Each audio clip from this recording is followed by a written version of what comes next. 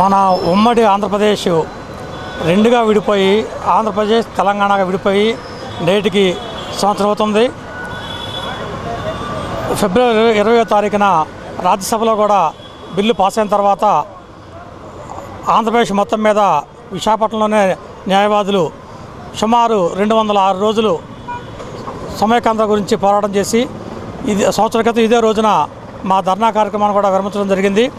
ఏది ఏమైనా కానీ ఈరోజు ప్రపంచ మాతృభాష దినోత్సవం. మాతృభాషలో తెలుగు భాషన ఉన్నటువంటి రాష్ట్రాలు రెండుగా ఉన్నాయి. ఏనాటికైనా సరే ఈ రెండు రాష్ట్రాలు ఒకటిగా అవ్వాలని మా కోరిక.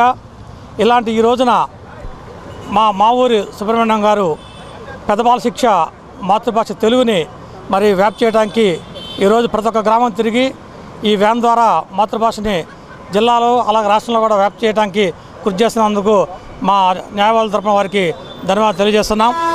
అదేవిధంగా మరి మేము ఆంధ్రప్రదేశ్ అవతరణ దినోత్సవాన్ని నవంబర్ 1నే జరుపుకుంటాం మా న్యాయవాదుల తరపున.